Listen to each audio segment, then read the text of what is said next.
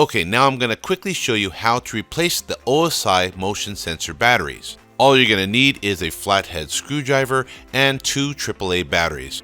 Now, if you don't have a flathead screwdriver around, something as simple as a butter knife will do just fine.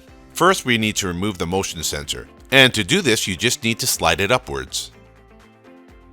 Now that we have the motion sensor removed, we need to remove the back cover to access the batteries inside. Underneath the motion sensor is a little tab.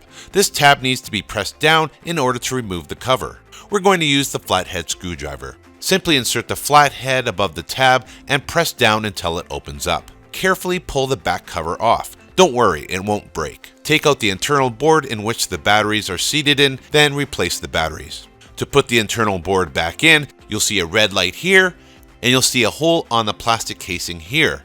Just line those up and seat it into position. Now place the cover back on with the tab at the bottom and snap the cover on.